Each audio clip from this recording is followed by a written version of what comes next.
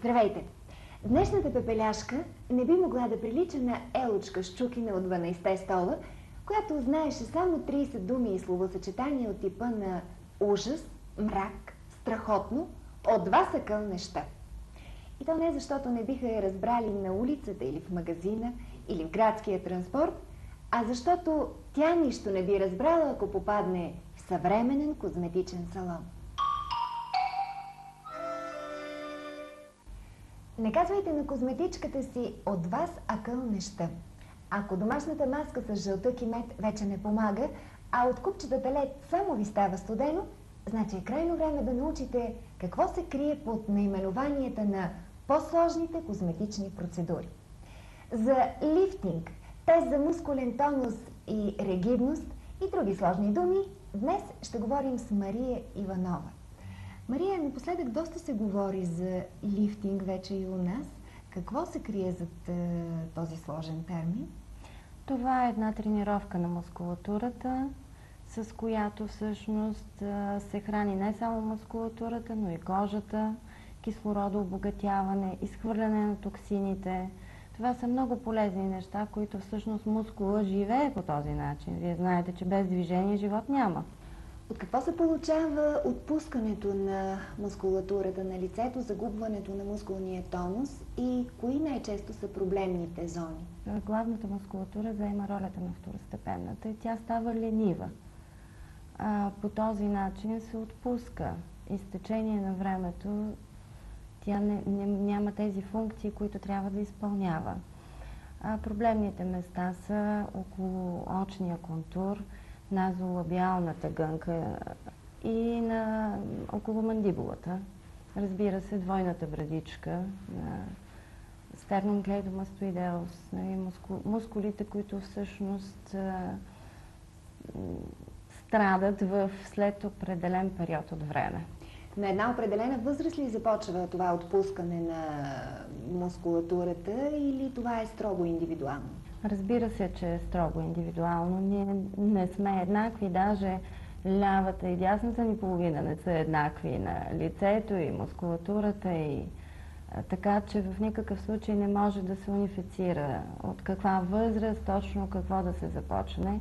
Именно за това се правят консултации и се прави този тест на мускулите, който показва къде трябва да се наблегне. Тоест показва ни кой мускул се нуждае от активиране и в какво състояние е всъщност мускулатурата на лицето. Да, всъщност всеки мускул има нужда от живот, както преди малко казах, и тонизиране, но при някои части, някой участък от зоната на лицето трябва просто по-детайлно да се работи. Освен за тестване на мускулатурата, апарата също може да се използва и за лифтинг програма. И когато той се използва като лифтинг програма, тогава програмата почистване на кожата на лице, екстракция, дълбокото почистване на лице се измества. Обикновено един път в месеца е редно да се направи хигиена на кожата. Екстракция. И при по-мазни, по-проблемни кожи, тогава времето се измества, защото при съкращаването на мускулатурата се изхвърлят и токсините. Какъв е ефектът при процедура ревитол биолифтинг? Ревитол биолифтинга и апаратурата, с която се работи, това са микротокови импулси.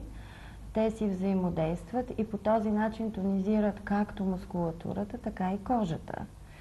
Вече зависи от възрастта, колко често ще се извършват тези процедури. Обикновено се правят 10-15 процедури всеки ден и след това се преминава на един тренинг период 2 пъти или 1 път в седмицата.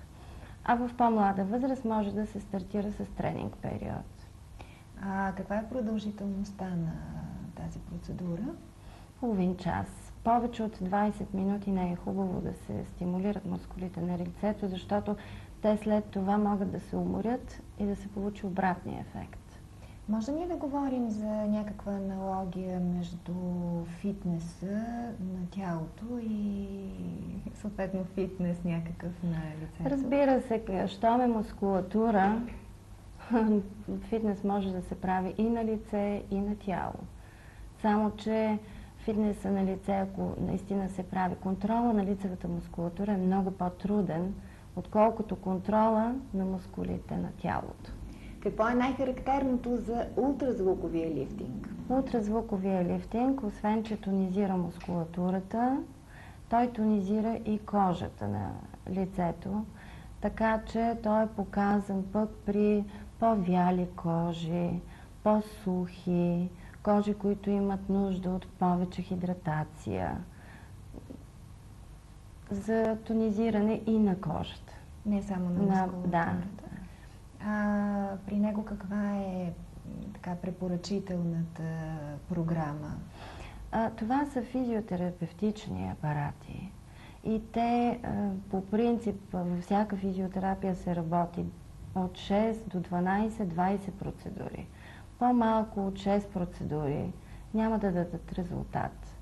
Но обикновено, когато наистина искаме да целим нещо, 10-15 процедури, пак както и с предишните апарати ежедневно, и след това вече с ултразвуковия апарат може да е 2 пъти в месеца.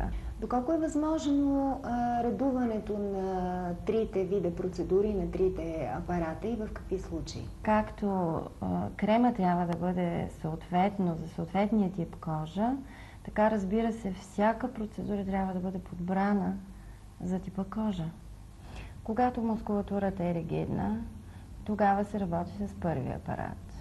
Когато трябва да се даде силен тласък на мускула, живот на мускула. С втория апарат се работи при хора, които са и по-чувствителни и в по-зряла възраст, за да може да се нахрани кожата. А в третия апарат се работи и за хидратиране на кожата. Можем ли да говорим за най-подходящ сезон за започване на такава терапия?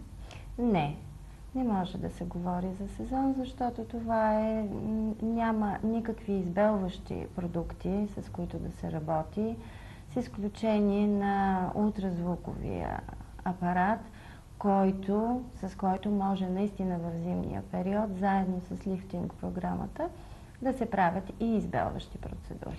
Бихме ли могли да поддържаме мускулатурата си, мускулния тонус с помощта на някакви специални кремове или масажи? Това може да бъде само съпътстваща програма към програмата, която може да се направи, защото мускулната стимулация не може да се замени от крем. То може само да бъде като една програма, като една помощ към тези стимулации. Също така, наистина аз бих препоръчала да се направи консултация преди покупка на крем или преди ползването на някакви козметични продукти и средства.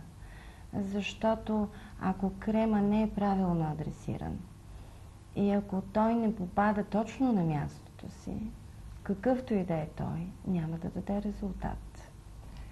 Несъмнено, вашата кожа ще се отблагодари, ако положите грижа за нея. А когато застанете пред огледалото, ще си спомните само една дума от речника на Елочка Щукина. Страхотно! Във вашите 600 секунди утре ще видите как 50 тавански квадрата жилищно пространство могат да се превърнат в просторен и уютен дом.